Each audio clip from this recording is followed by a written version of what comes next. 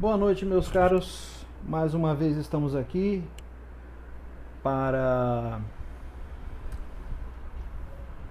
passar para vocês a aula de dispositivos móveis e continuando o mesmo trabalho que está sendo projetado, tá? Nós iremos tratar de um assunto bastante interessante que, graças a Deus, eu conheço e domino bastante, tá? Meus caros, nós iremos tratar do modelo API, modelo de REST API, tá? Eu não sei se nós estamos realmente no encontro 4. Eu tenho que confirmar, mas acredito que seja. 4 ou 5? Bom, vamos continuar, vamos em frente. A gente vai falar sobre REST API para tratar exclusivamente do desenvolvimento da aplicação back-end para atender um projeto específico, tá? No caso, a gente está dando toda uma visão de desenvolvimento de aplicação para vocês, modelo arquitetural, desenvolvimento PWA. Então a gente primeiro abordou um pouco do que é front-end, depois a gente abordou o modelo arquitetural e agora a gente vai abordar o modelo back-end, que é o desenvolvimento de aplicação REST API. Aí alguém pode me questionar, mas professor, por que especificamente REST API? Bom, se a gente vai trabalhar com o modelo PWA, a gente precisa conhecer como funciona o modelo back-end. Porque quando surgem algumas dúvidas no caso específico da execução do projeto, do ponto de vista do desenvolvimento front-end, você pode até resolver algumas coisas, mas se você não sabe ou não tem a menor ideia de como trabalha o back-end, fica difícil de você ter uma continuidade, né? Ter uma forma de resolver os problemas, porque você tem uma leve ideia, uma leve noção do que está acontecendo. E você, na verdade, a sua noção não pode ser leve. Você tem que saber realmente como está acontecendo. Você pode até não conhecer o programa, mas você tem que ter uma noção de como ele funciona por trás, certo? Então vamos lá. Do que a gente vai falar no início? A gente vai tratar de API, tá? E o que é uma API? De acordo com a teoria, a API significa Application Programming Interface. No português, interface de programação de aplicações. Tá, e o que elas são? Uma forma de integrar sistemas, possibilitando benefícios como a segurança de dados, facilidade no intercâmbio entre informações, com diferentes linguagens de programação e monetização de acessos. Tá, professor, o que isso significa? Bom, a grosso modo, uma API seria uma apresentação ou uma forma, uma forma, como que eu posso destacar isso para vocês? Uma API poderia ser vista como uma apresentação mesmo, um dicionário de todos os métodos e serviços que são oferecidos pelo seu programa para acessar determinadas fontes de dados. Vamos pensar da seguinte maneira: eu tenho um sistema de controle de locação de veículos. Então, eu tenho um sistema de controle de locação, de locadora de veículos. Muito bem. Então, pensa só, você está na sua página e você quer solicitar a tabela de preços para o programa. Como que você solicitaria isso se você não sabe quais são os métodos, como estão formatados os dados e a questão de segurança, se os dados são seguros, se o que está transitando para você é informação realmente segura? Não tem como saber. A forma de saber isso é a pessoa que administra o sistema, ela libera uma API para você e essa API toda documentada permite que você possa acessar o sistema de forma segura, de forma a permitir que todas as aplicações fluam, né, acessem os dados, acessem os métodos de forma segura, tá? Um outro exemplo de API, a API do Windows. Quando você quer programar para o Windows, existe uma API toda preparada para que você possa acessar recursos de memória, acessar o registro do Windows, acessar os drives do computador e assim por diante. Se o Windows não liberasse uma API, como que você saberia, por exemplo, a forma de acessar o registro do Windows? Não teria como. Você não saberia como, certo? Então a API do Windows serve para isso. Uma outra coisa, por exemplo, um outro modelo de API, API de telefone. Antigamente era muito utilizado quando a gente trabalhava com programas que faziam discagem pela internet, discada na época, né? Os programas faziam conexão com BBS, com site de provedores. Antigamente isso era muito mais complexo do que era hoje, mas tudo era feito baseado em uma API liberada pelo desenvolvedor do modem que você utilizava. Entendeu? Pois é, vamos em frente. REST. REST é acrônimo de Representational State Transfer, ou transferência de estado representacional. E tem como objetivo primário a definição de características fundamentais para a construção de aplicações web seguindo boas práticas. Entenda a REST como uma receita de bolo. Olha, para acessar os dados você tem que fazer isso, você tem que acessar o sistema, você tem que passar por essa barreira de proteção, você tem que fornecer nome de usuário e senha ou um token de autenticação. Entenderam? Então, é a forma com a qual você pode desenvolver o seu site ou desenvolver sua aplicação web de maneira que outros possam vir a consumi-la conhecendo a sua receita de bolo. Professor, isso não é quase uma API? Vamos em frente. Por outra forma de definição, é um estilo de arquitetura de software que permite um conjunto de restrições a serem usadas para a criação de web services, serviços web. Conjunto de restrições. Mais uma vez caímos na receita de bolo, tá? Vai ficar mais claro agora. REST API. Quando eu falo REST API, eu estou fundindo os dois. Então, nós sabemos que a API é um conjunto de instruções que permite acessar uma base de dados específica ou um conjunto de métodos para fornecer informações. REST é um modelo arquitetural para desenvolvimento para a web. Se eu juntar os dois, eu tenho uma fusão de dois conceitos. Seria o quê? Uma interface que fornece dados em um formato padronizado baseado em requisições HTTP. Então eu fundi o conceito de API, eu fundi o conceito de REST e eu criei um conceito único que nós chamamos de API RESTful. O que seria RESTful? RESTful. Isso é um conceito importante. Acho que inclusive eu falo ali na frente, mas não vou atropelar. Sem spoilers. Vamos continuar. A API RESTful aumenta a performance para situações de concorrência, ou seja, quando muitas pessoas estão pedindo a mesma coisa ao mesmo tempo. Elas utilizam verbos para definir qual é a finalidade da requisição que está sendo enviada. Deixa eu ver se eu falo sobre RESTful aqui na frente. Não. Deixa eu falar aqui. RESTful. Quando eu digo que uma API ela é RESTful, eu estou dizendo que ela foi construída utilizando as boas práticas REST. Isso significa o quê? Que uma API RESTful, provavelmente ela foi construída baseada nas melhores práticas.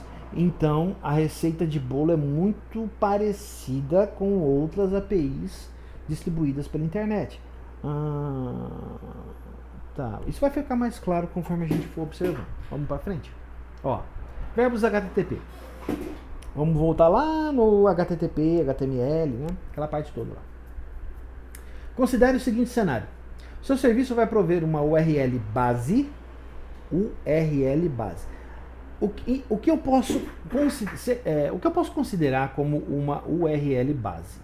Vamos enxergar aqui.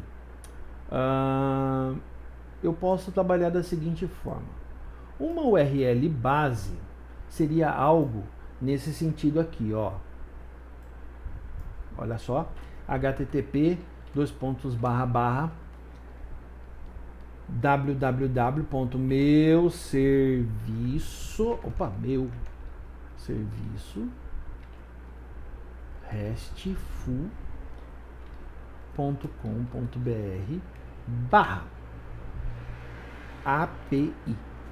Isso é o que nós chamamos de URL base, tá? Vamos continuar.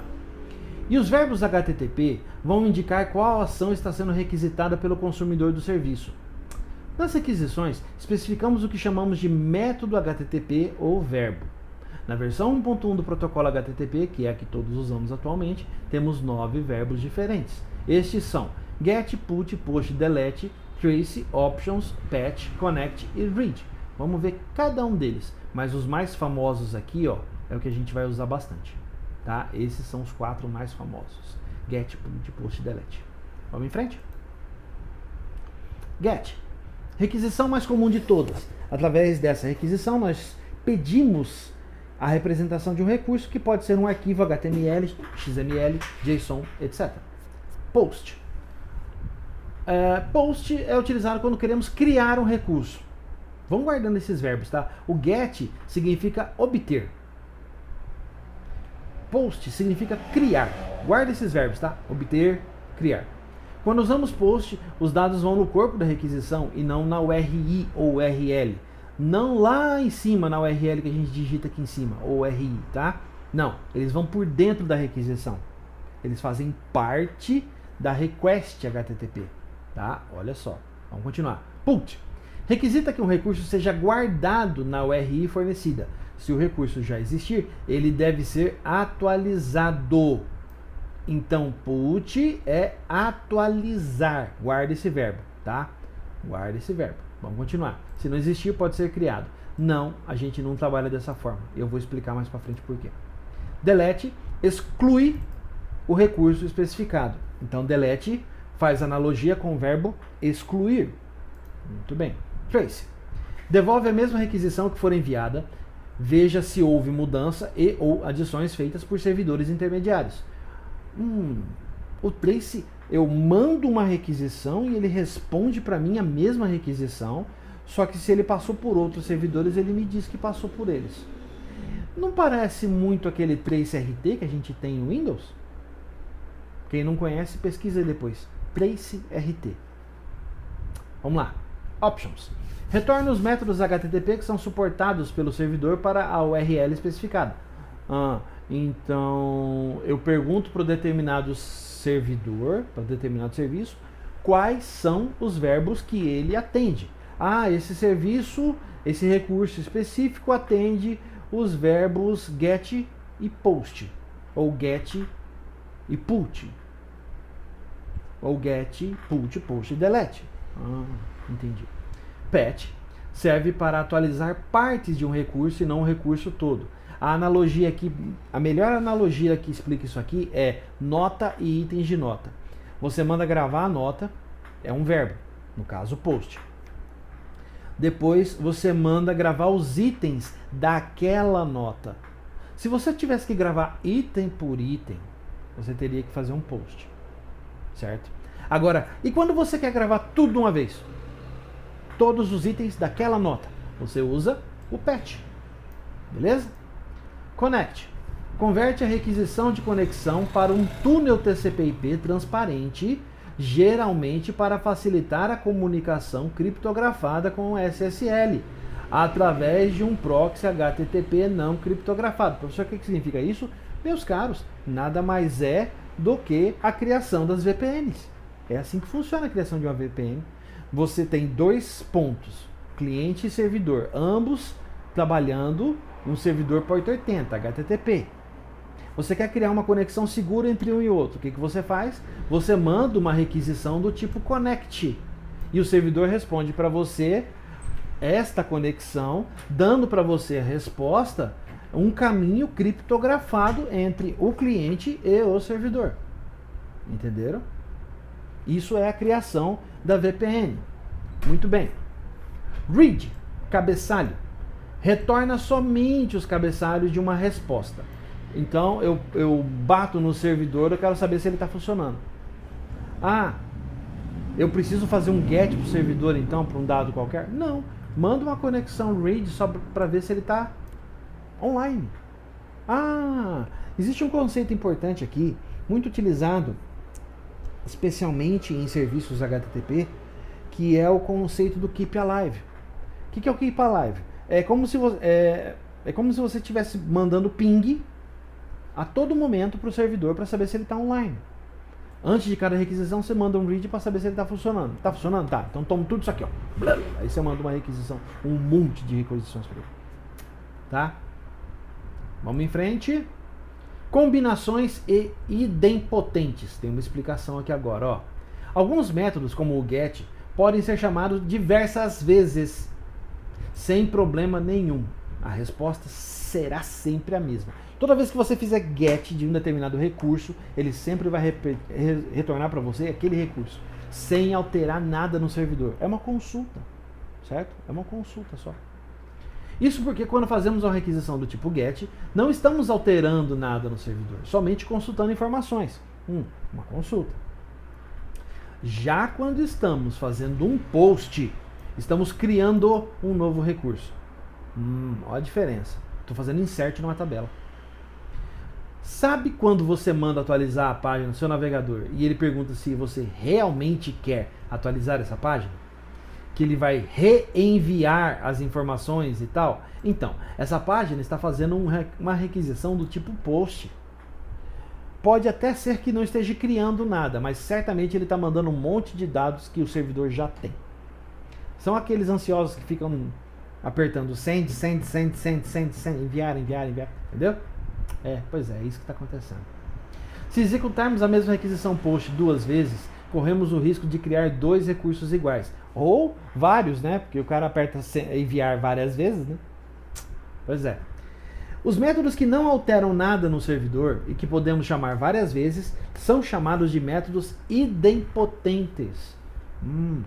Métodos, então, que não alteram nada no servidor. E quais seriam eles? Get, options, read, put, trace, connect e delete são idempotentes. Por quê? Se você disparar, professor, o get ainda vai. Tá, o options, o read, o put, se você... O put não é você não está mandando atualizar? Você manda atualizar. Tá, beleza. Aí você manda atualizar de novo. O que vai mudar no servidor? Nada, ele já atualizou.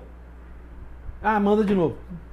Não vai mudar nada. Manda de novo, não vai mudar nada. Manda de novo, não vai mudar nada. Tem programadores até que colocam comportamentos. Quando você manda atualizar mais de uma vez, ele verifica. Se já foi atualizado? Já. Falei, então recusa.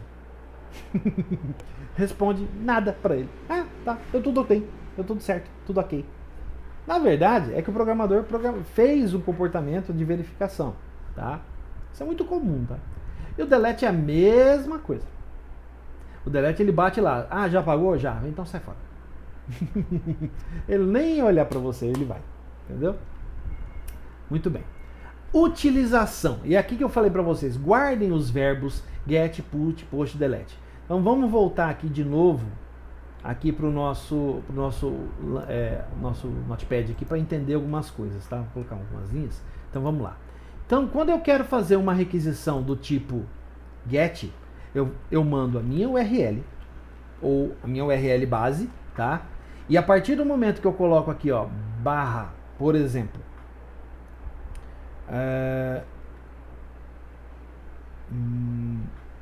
veículos ou veículo barra get, o que eu estou fazendo? Eu estou fazendo uma requisição do tipo obter, né? É um get, tá? Mais importante, esse get, de acordo com a boa prática, esse get equivale ao obter todos. Tá, professor, mas e quando eu quero obter só um? Muito bem. Quando você quer obter só um, de acordo com a boa prática, vou copiar e vou colar isso aqui. O que você faz? Você especifica aqui na frente a chave primária, ou no caso, o ID do carro do veículo que você quer obter. Vamos supor que o ID do veículo seja igual a 15. Então você faz isso aqui, ó. Você coloca o get, você coloca o ID, né, a chave primária, e ele vai fazer o obter por ID. Muito bem. Quando você quer fazer uma requisição do tipo put, eu colo aqui de novo, eu vou trocar aqui por put, certo? E só, não vou colocar mais nada. Por quê? O put, ele incorpora, assim como o post, ele incorpora os dados na requisição. Então, na URI não vai nada. Atualizar recurso, utilizando, acho que ele quebra a linha aqui, utilizando os valores na requisição. Beleza. Então, já vimos o get, já vimos o post, já vimos o put. Vamos ver o post agora, tá? O post é igualzinho de cima, só que aqui eu não vou atualizar nada, eu vou criar. Então, eu vou criar recurso utilizando os valores na requisição. Tá no corpo da requisição, certo? Muito bem. Agora vamos dar uma olhada no último, mas não menos importante, delete. O delete, geralmente, a gente manda fazer por ID, ou no caso por chave. Então eu incluí lá eu fiz aqui um get o 15, então eu vou deletar o 15 também. Aqui, ó. Aqui, eu excluir por ID. Sendo esse ID a chave primária da tabela. Professor, você está falando muito de chave primária, muito de tabela. Por quê? Porque a analogia dos verbos HTTP utilizada em RESTful é justamente quem? O CRUD. O CRUD, ou acrônimo da expressão em inglês Create, Read, Update e Delete, é comumente utilizado para definir as 4 operações básicas usadas em bancos de dados relacionais. O CRUD é super famoso. Hoje em dia, toda e qualquer empresa que faz seleção de funcionário exige o CRUD, tá? Então vamos lá. A maioria das literaturas especializadas apresentam o CRUD como um modelo mais simples de exemplos para a utilização dos verbos HTTP em um modelo de desenvolvimento de aplicação web, baseado nas boas práticas RESTful. Guarda isso aqui, tá? Importantíssimo. Então, olha lá, ó, que eu falei para vocês, o get é equivalente a consulta, também conhecido como obter, é o verbo que a gente usou ali. Post, equivalente a criação, também conhecido como inserir. Put, equivalente a atualização, também conhecido como alterar. E delete, equivalente a destruição, também conhecido como excluir. Meus caros, repara que isso aqui não é um CRUD completo? Pois é. Vamos em frente? Atividade. Então, eu paro por aqui e vou perguntar para vocês, alguma dúvida até o momento? Professor, a gente podia ir mais à frente, a gente podia criar uma API, né? Então, gente, não vamos atropelar porque a gente tem muita coisa para ver, tá? Mas vamos entender que nós vimos todas as camadas de desenvolvimento.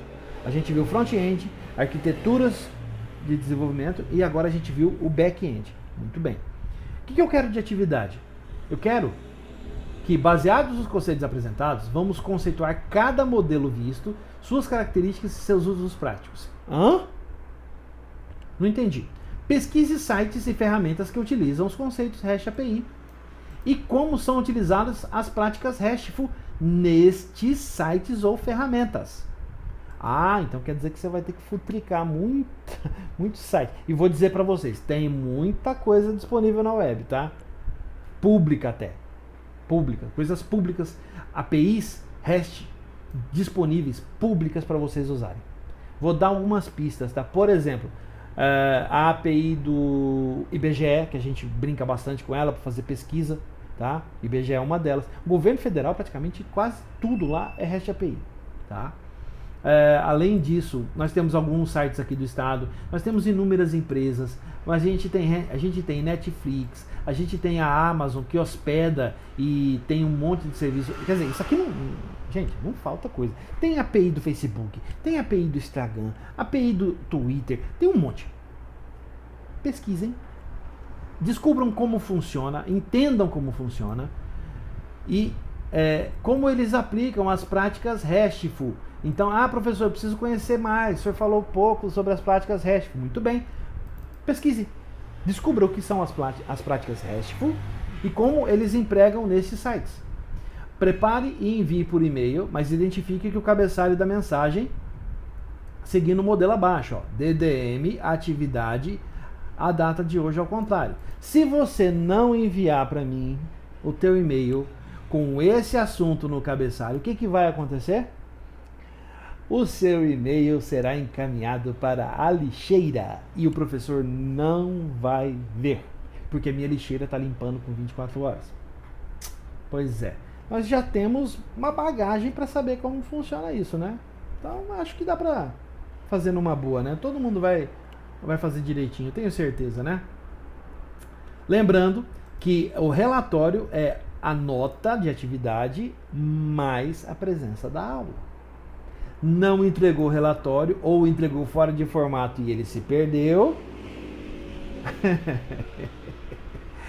0 de atividade e falta na aula. Beleza? Muito bem. Dúvidas, críticas, sugestões, por favor, enviar para luiz.a.rodrigues@educadores.net.br. Em nome da Uniderp, eu agradeço muito a presença e o comparecimento de todos, a participação de todos vocês, em nome da Croton também.